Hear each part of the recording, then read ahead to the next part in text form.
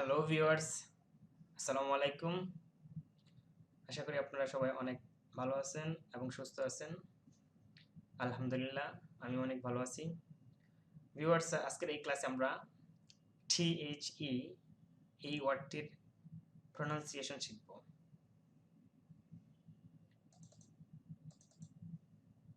Actually আমরা অনেক সময় কনফিউজড হয়ে যাই যে আমরা THE এই ওয়ার্ডটির উচ্চারণ দা বলবো নাকি দি বলবো, এবং কখন দি এবং কখন দা হবে। অ্যাকচুয়ালি দুইটা উচ্চারণই সঠিক।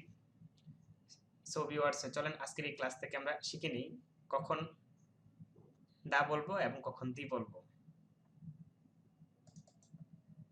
যখন THE এই ওয়ার্ডটির পরে কনসোনেন্ট সাউন্ড যুক্ত ওয়ার্ড থাকে তখন THE এর উচ্চারণ দা হয়। দ্যাট মিন্স হচ্ছে এই যে THE এই যে ওয়ার্ডটা, এটার পরে যদি আমরা দেখি কোনো একটা ওয়ার্ড আছে এবং সেই ওয়ার্ডটা যদি কনসোনেন্ট সাউন্ড হয় তাহলে এর উচ্চারণ আমরা কি করব? দা বলবো। Okay, for example, the book is informative. এখানে খেয়াল করেন, এই যে বুক, হ্যাঁ, এই বুক শব্দটা হচ্ছে কি আমাদের কনসোনেন্ট সাউন্ড। সো আমরা তো সূত্র থেকে শিখলামই যে যে দা হবে তখন যখন এরপরে একটা কনসোনেন্ট সাউন্ড ওয়ার্ড থাকবে। সো এক্ষেত্রে তাহলে কি হবে? The book is informative. Second example, the problem can be solved. এই যে দেখেন একই রকম যে প্রবলেম শব্দটা হচ্ছে কি আমাদের কনসোনেন্ট সাউন্ড। সো এই কারণে আমাদের এই ওয়ার্ডটার উচ্চারণ কি হবে? দা হবে। The problem can be solved. Third example, the university is well known. এই জায়গায় আপনাদের অনেকের মনে প্রশ্ন আসতে পারে, ইউনিভার্সিটি এটা তো আমাদের দেখা যাচ্ছে যে ভাওয়াল লেটার দিয়ে শুরু হয়েছে, বাট এটা সাউন্ডটা খেয়াল করতে হবে। সাউন্ডটা কি আমাদের আর্টিকেলে রুলসে শিখে আসছি, যখন কোনো একটা ওয়ার্ডের উচ্চারণ ইউ এর মতো লম্বা টান হবে, দীর্ঘায়িত হবে, তখন হ্যাঁ এটাকে মূলত আমাদের কি কনসোনেন্ট সাউন্ড হিসেবে বিবেচিত হয়। আর তার আগে কি হয়, আমাদের আর্টিকেলে যেরকম পড়ছি যে ইউনিভার্সিটির আগে হয় আমাদের আ হয়, এন না হয়ে। হ্যাঁ, এরকম আরো অনেকগুলো ওয়ার্ড আছে, যেরকম হচ্ছে ইউনিক, ইউনিফর্ম, ইউনিয়ন। হ্যাঁ, ঠিক এরকম অনেকগুলো ওয়ার্ড আছে যেগুলা ইউ এর মতো লম্বা টান হয়, আর ওই ওয়ার্ডগুলো আমাদের কনসোনেন্ট সাউন্ড হিসেবে বিবেচিত ধরি, এবং ওইগুলোর আগে আর্টিকেল যেরকম আ বসে, ঠিক এই ক্ষেত্রে যেহেতু এটা আমাদের কনসোনেন্ট সাউন্ড হিসেবে বিবেচিত, সেই কারণে এটা আমাদের কি হবে? দা হবে। আশা করি আপনারা বুঝতে পারছেন। নেক্সট চলেন দেখি কখন আমাদের দি বলতে হবে। ওকে, যখন আমরা দেখব THE এই ওয়ার্ডটার পরে ভাওয়াল সাউন্ড যুক্ত ওয়ার্ড আছে, তখন THE এর উচ্চারণ আমরা কি বলবো? দি বলবো। Okay, for example, the orange taste good. এটাকে খেয়াল করেন, এই অরেঞ্জ শব্দটা হচ্ছে কি আমাদের ভাওয়াল সাউন্ড। সো আমরা তো জানি ভাওয়াল সাউন্ডের আগে কি হয়?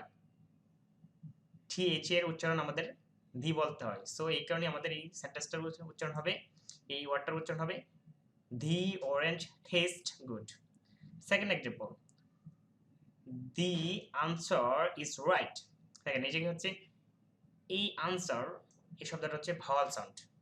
সো এই কারণে আমাদের এই শব্দটার উচ্চারণ হবে the. Third number example, the umbrella is very small. এই জায়গায় দেখেন আমব্রেলা হচ্ছে ভাওয়াল সাউন্ড। এই ভাওয়াল সাউন্ড হওয়ার কারণে আমাদের এই ওয়ার্ডটার উচ্চারণ কি হবে? দি হবে। আশা করি বুঝতে পারছেন। এখন আমরা একটা দেখি, এমন একটা সেন্টেন্স দেখি যে সেন্টেন্সে আমাদের হয়তোবা দা এবং দি দুইটা উচ্চারণই হয়তোবা করতে হবে। So for example, the earth moves around the সান। এখন আমি এই সেন্টেন্সে এই আর্থের আগে, হ্যাঁ, এই আর্থের আগের ওয়ার্ডটা আমি উচ্চারণ করছি দি, এবং এই সানের আগের যে ওয়ার্ডটা আছে এটা আমি উচ্চারণ করছি দা। এখন এই জায়গায় দা, দি, দা দুইটা শব্দেই আমরা দুইটা প্রনাউন্সিয়েশনই আমরা করছি। সো কেন এই যে দেখেন আর্থ, এটা হচ্ছে ভাওয়াল সাউন্ড। তো ভাওয়াল সাউন্ডের আগে এই টি এইচ ই আছে, এই কারণে এটা উচ্চারণ হচ্ছে আমরা দি। কিন্তু এই জায়গায় হচ্ছে সান, সান হচ্ছে আমাদের কনসোনেন্ট সাউন্ড, আর কনসোনেন্ট সাউন্ডের আগে এই ওয়ার্ডটা থাকলে তখন এটা উচ্চারণ হয় দা। এই কারণে এই সেন্টেন্সের সঠিক প্রনাউন্সিয়েশন হবে the earth moves around the sun. আশা করি বুঝতে পারছেন। বাট এখন কিভাবে মনে রাখবেন? হ্যাঁ, মনে রাখার একটা উপায় আছে, সেটা হচ্ছে দাদির সিপি। আপনি এই যে দাদির সিপি, এই বিষয়টা মনে রাখতে পারেন। হ্যাঁ, সাপোজ মনে করেন, হ্যাঁ, যে আপনার দাদি কোথাও সিভি জমা দিছে চাকরি করার জন্য এই বুড়া বয়সে, ঠিক আছে? ওই যে দাদির সিভি, এই কথাটা যদি মনে রাখেন, তাহলে হয়তোবা এই যে দাদি কখন হবে, দাদি, কখন হবে এটা মনে রাখতে পারবেন। যেরকম হচ্ছে সিবি, সিতে হচ্ছে কনসোনেন্ট আর বিতে হচ্ছে ভাওয়াল, ঠিক আছে?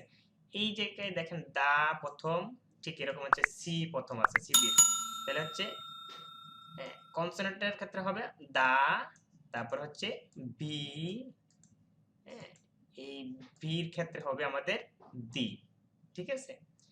এই এক্সাম্পলটা মনে রাখলে আশা করি আপনাদের এই কখন টি এইচ এর উচ্চারণ দা হবে এবং কখন দি হবে এটা মনে থাকবে।